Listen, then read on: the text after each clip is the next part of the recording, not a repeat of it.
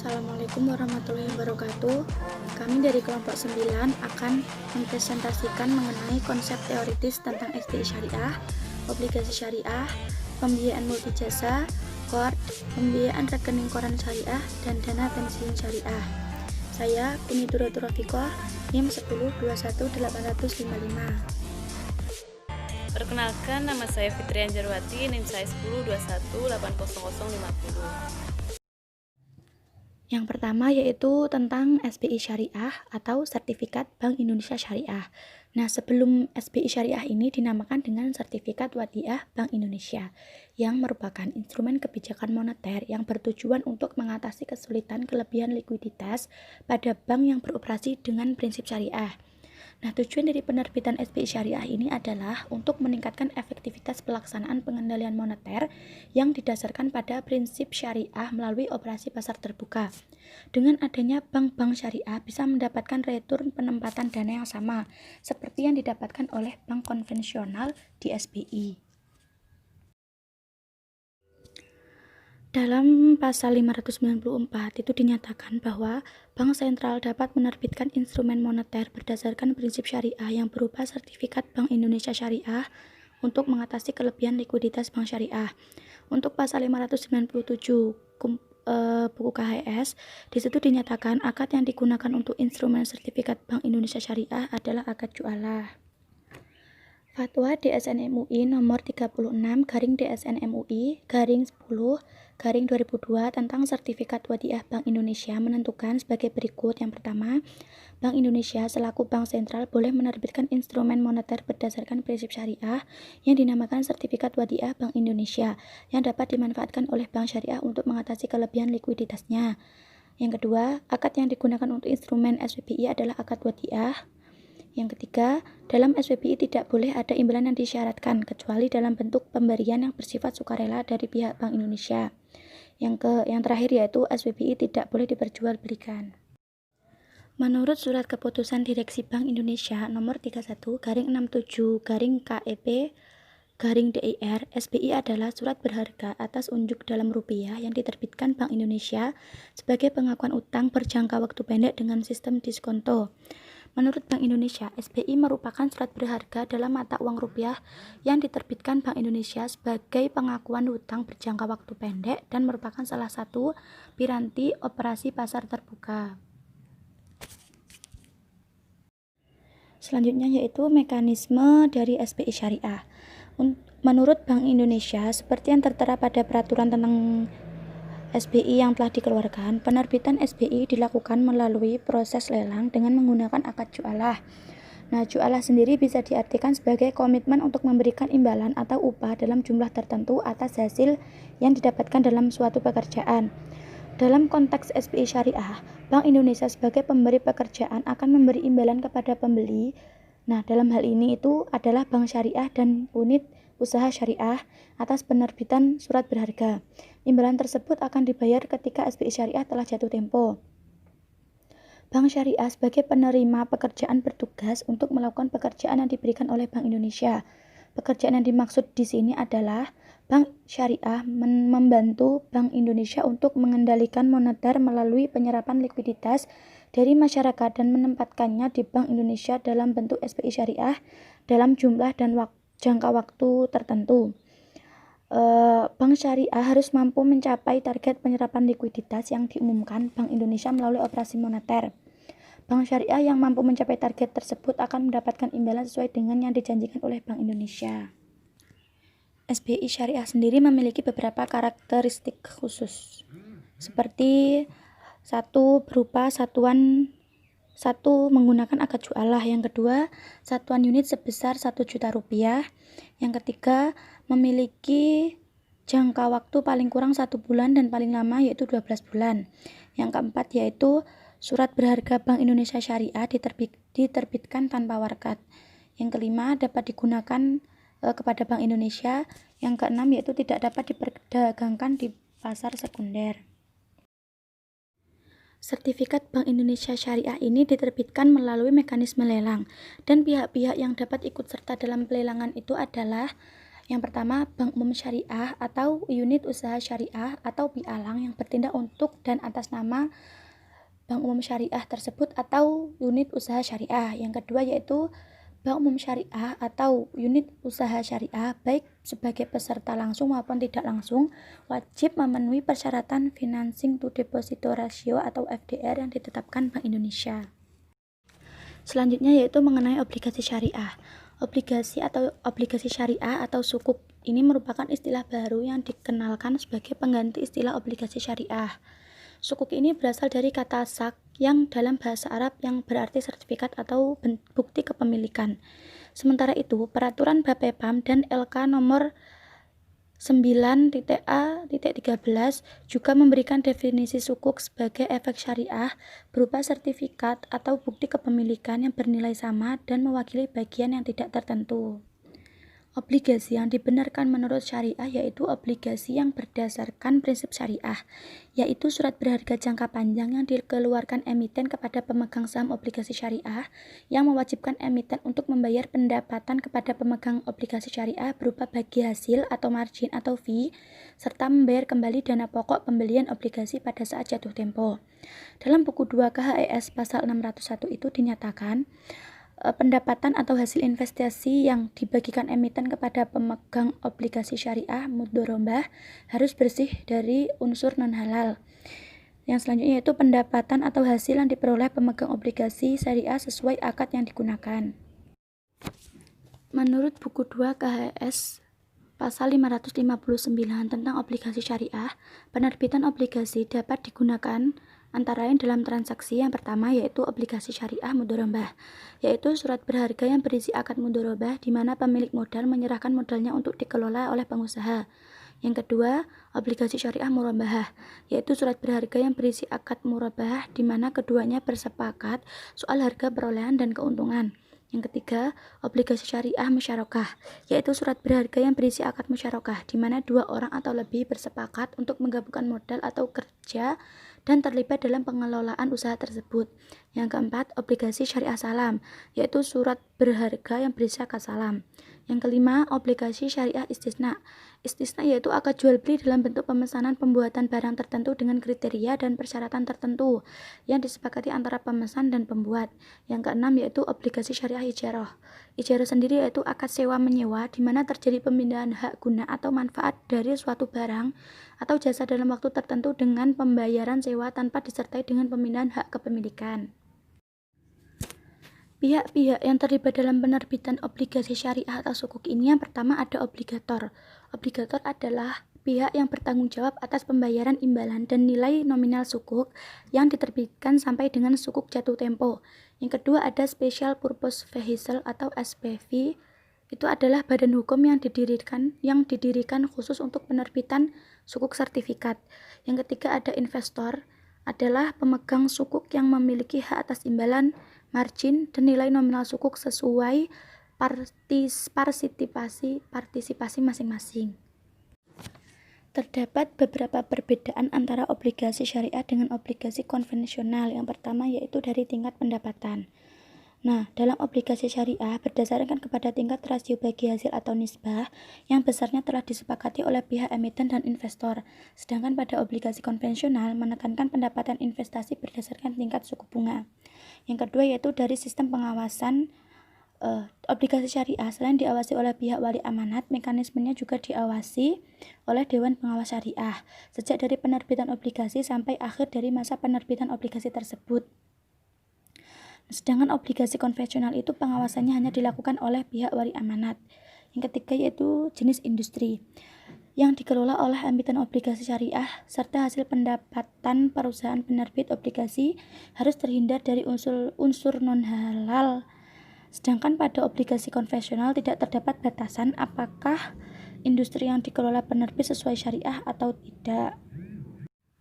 Selanjutnya yaitu pembiayaan multijasa. Pada pasal 603 mengenai pembiayaan multijasa menyatakan pembiayaan multijasa boleh dilakukan dengan menggunakan transaksi ijarah atau kafalah. Untuk pasal 604 itu menyatakan yang pertama, lembaga keuangan syariah yang menggunakan akad ijarah harus mengikuti semua ketentuan ijarah. Yang kedua, lembaga keuangan syariah yang menggunakan transaksi kafalah harus mengikuti semua ketentuan kafalah. Yang ketiga, lembaga keuangan syariah yang melakukan akad ijarah atau kafalah berhak memperoleh imbalan jasa.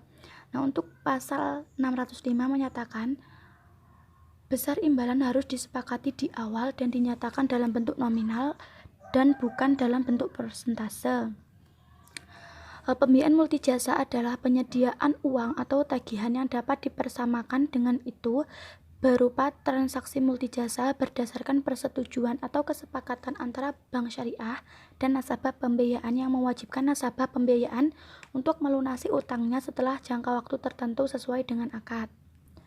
Berdasarkan fatwa DSN, pembiayaan multijasa yang diperbolehkan adalah pembiayaan yang didasarkan pada akad kafalah dan akad ijarah, yang hukumnya adalah boleh atau jaiz. Dalam pembiayaan multijasa terdapat ketentuan yang diatur lebih lanjut dalam fatwa tersebut. Yang pertama yaitu ada ketentuan umum. Yang pertama, pembiayaan multijasa hukumnya boleh dengan menggunakan akad ijarah atau kafalah. Yang kedua, dalam hal lembaga keuangan syariah menggunakan akad ijarah. Yang ketiga, dalam hal lembaga keuangan syariah menggunakan akad kafalah. Yang keempat, dalam kedua pembiayaan multijasa tersebut, lembaga keuangan syariah dapat memperoleh imbalan jasa atau ujroh atau fee. Yang kelima, besar ujroh atau fee harus disepakati di awal. Yang kedua yaitu penyelesaian perselisihan. Nah, jika salah satu pihak tidak menunaikan kewajiban atau jika terjadi perselisihan di antara kedua belah pihak, penyelesaiannya itu dilakukan melalui badan arbitrase syariah setelah tidak tercapai kesepakatan melalui musyawarah. Untuk tujuan pembiayaan multijasa,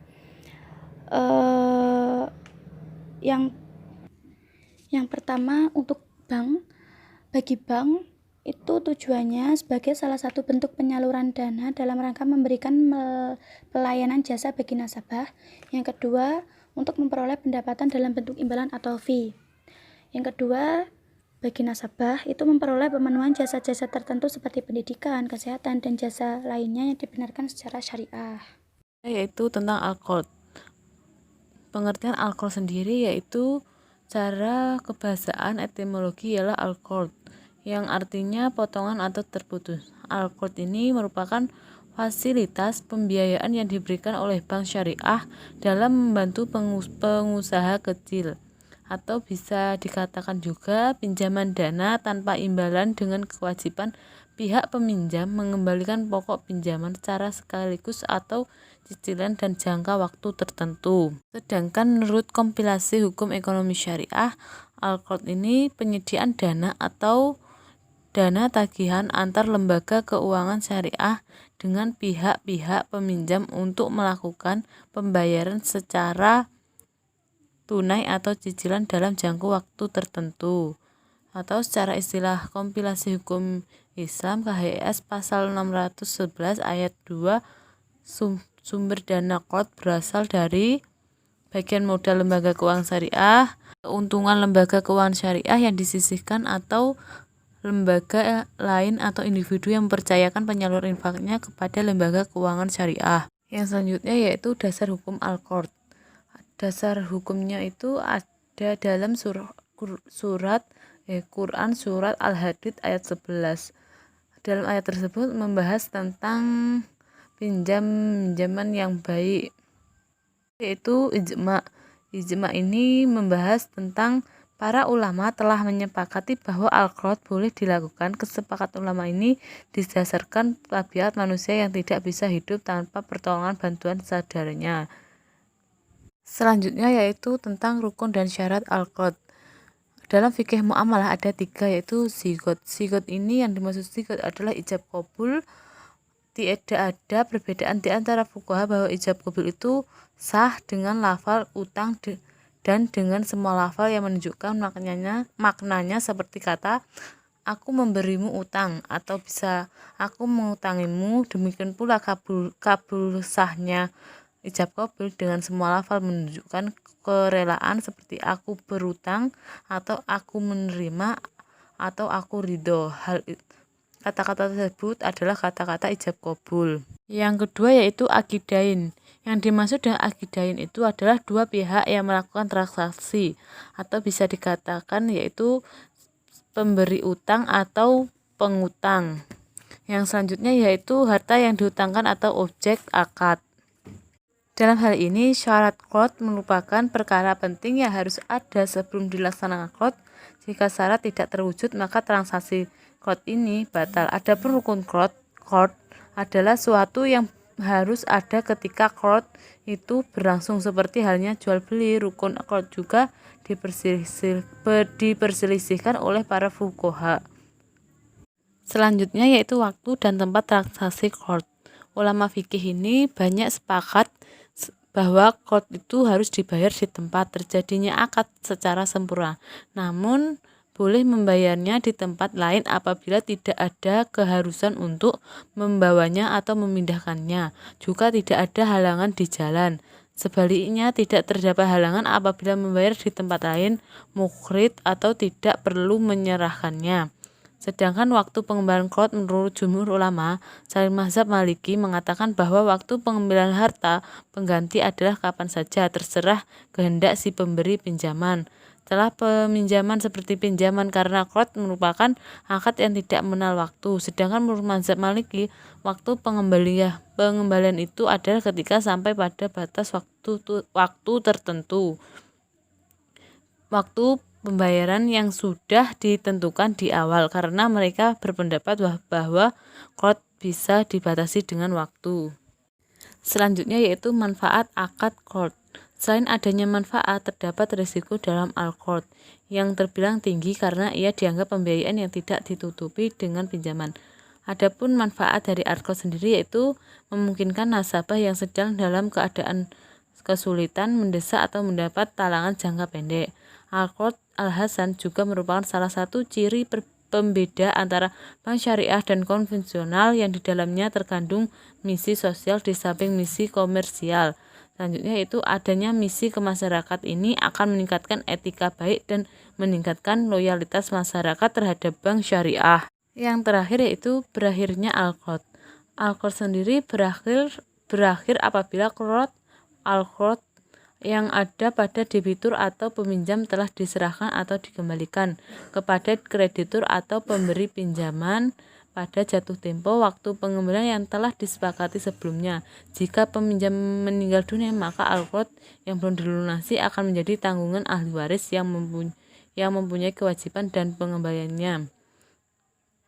Selanjutnya yaitu pembiayaan rekening koran syariah. Pembiayaan rekening koran syariah sendiri ialah fasilitas pinjaman atau pembiayaan dari rekening koran ketentuan yang disepakati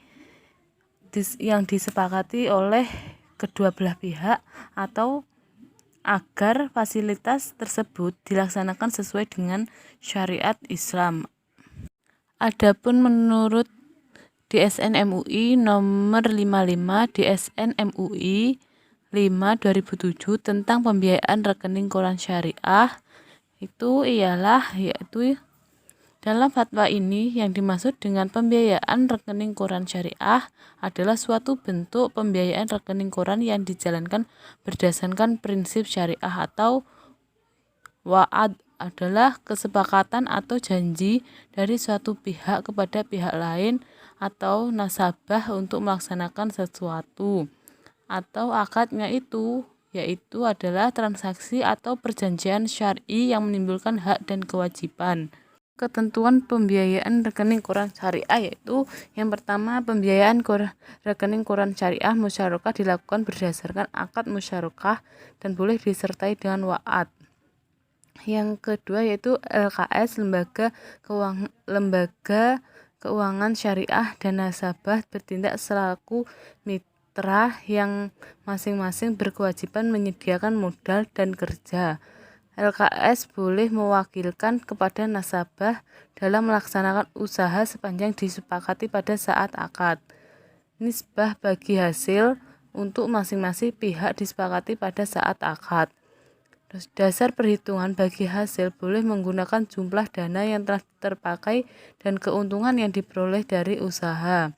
LKS boleh memberikan sebagai keuntungan yang diperolehnya kepada nasabah. Ketentuan tentang wa'ad dan akad merujuk kepada Fatwa Nomor 30 DSN MUI 6/2002 tentang PRK Syariah dan Fatwa Nomor 45 DSN MUI Nomor 2 2005 tentang Land Facility.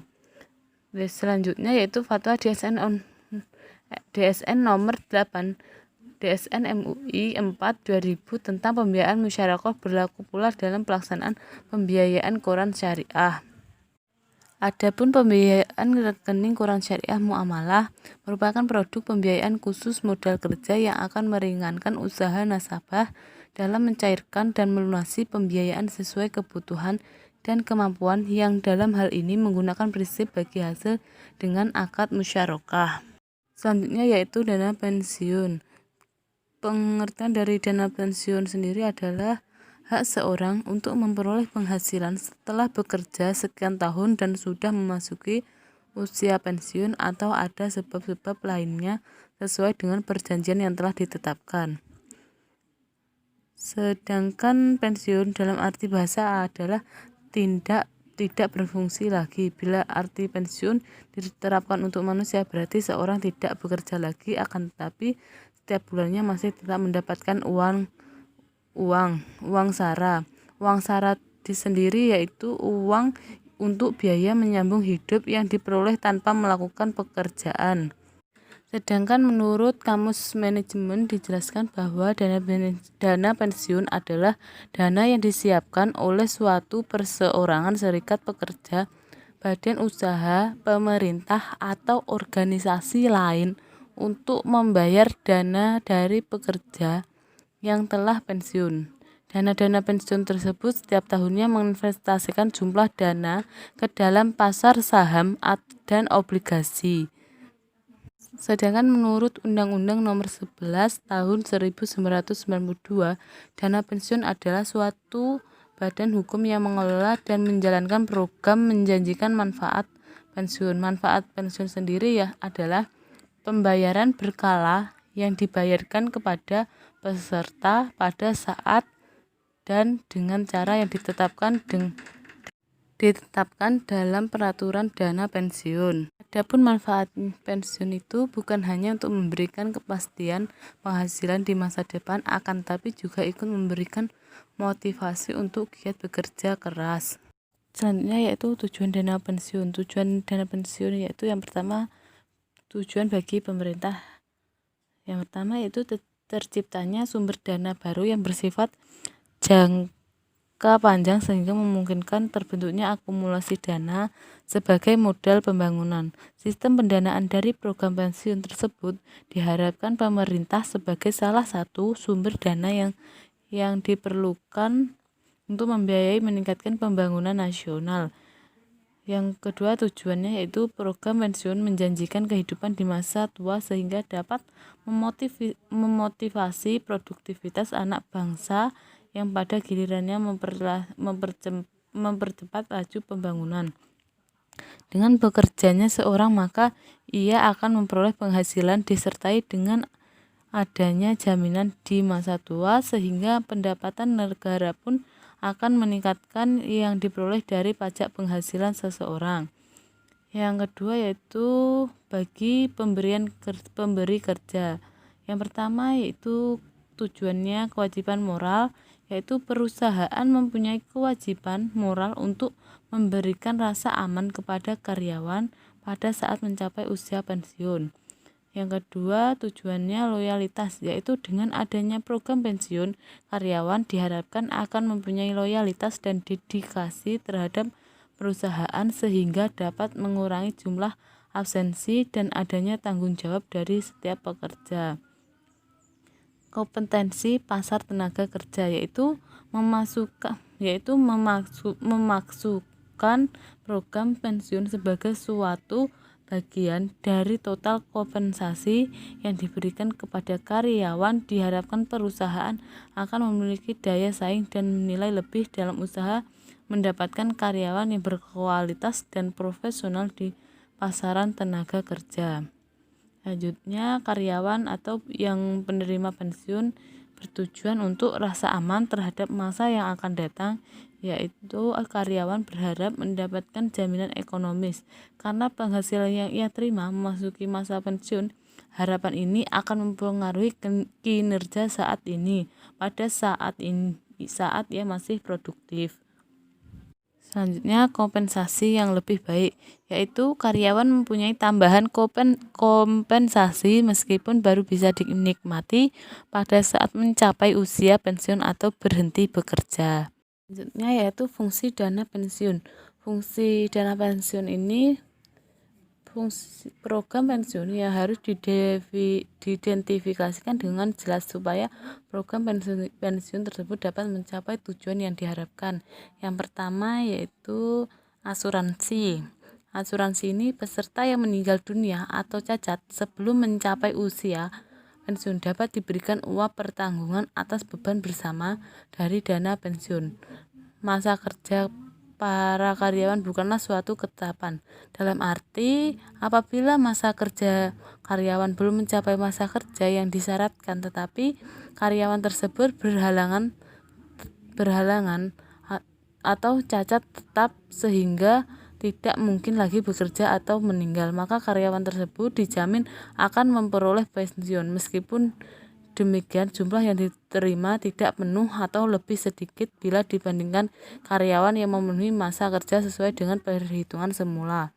Seperti contohnya yaitu bila peserta program pensiun mengalami musibah baik cacat ataupun meninggal dunia yang mengakibatkan terputusnya pendapatan sebelum memasuki masa pensiun, maka kepada peserta tersebut akan diberikan manfaat sebesar yang dijanjikan atas beban dana pensiun karena penyelenggaraan program pensiun mengandung asas kebersamaan seperti halnya program asuransi. Yang kedua yaitu tabungan. Himpunan iuran peserta dan iuran pemberi kerja merupakan tabungan untuk dan atas nama peserta sendiri. Iuran yang dibayarkan oleh karyawan setiap bulan dapat dilihat sebagai tabungan dari para pesertanya. Iuran tersebut adalah konsekuensi dari manfaat yang akan diterima oleh karyawan di masa yang akan datang. Besar manfaat yang diterima oleh peserta sangat bergantung dengan akumulasi dana yang disetor dan hasil pengembangan dari iuran tersebut. Semakin rajin seorang peserta membayar dana pensiun tersebut, maka akan semakin besar pula dana yang akan diperoleh nantinya. Tentunya dengan semakin panjang waktu atau lamanya masa kepesertaan akan memberikan dampak terhadap pertumbuhan dana setoran iuran peserta. Selanjutnya, pensiun. Pensiun ini seluruh himpunan iuran peserta dan iuran pemberi kerja serta hasil pengelolaannya akan dibayarkan dalam bentuk manfaat pensiun sejak bulan pertama setelah mencapai usia pensiun selama seumur hidup peserta dan janda atau duda peserta, dalam arti peserta akan diberikan kelangsungan pendapatan dalam bentuk pembayaran secara berkala seumur hidup setelah memasuki masa pensiun. Yaitu manfaat program pensiun. Manfaat pensiun pada prinsipnya berkaitan dengan usia di mana peserta berhak untuk mengajukan pensiun dan mendapatkan manfaat pensiun yang dapat dibedakan sebagai berikut. Yang pertama yaitu pensiun normal. Pensiun normal ini pensiun yang diberikan untuk karyawan yang usianya telah mencapai masa pensiun seperti yang ditetapkan perusahaan. Sebagai contoh, rata-rata usia pensiun di Indonesia adalah ketika seorang telah berusia 55 tahun dan 60 tahun untuk profesi tertentu. Pensiun dipercepat ini ialah program pensiun ini biasanya mengizinkan karyawannya untuk pensiun lebih awal sebelum mencapai usia pensiun normalnya. Jenis pensiun ini diberikan untuk kondisi tertentu, misalnya karena adanya pengurangan pegawai di perusahaan tersebut atau karena satu dan alasan lain, karyawan mengajukan permohonan kepada pemberi kerja agar masa pensiunnya dipercepat. Selanjutnya yang ketiga, pensiun ditunda.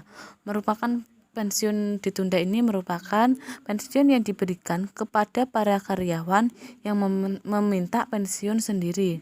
namun usia pensiun belum memenuhi untuk pensiun. Dalam hal tersebut, karyawan mengajukan tetap keluar dan pensiunnya baru dibayar pada saat usia pensiun tercapai. Pensiun cacat, yaitu pensiun ini diberikan bukan karena usia akan tetapi lebih disebabkan peserta mengalami kecelakaan sehingga dianggap tidak mampu lagi untuk dipekerjakan atau bekerja. Yaitu jenis-jenis dana pensiun.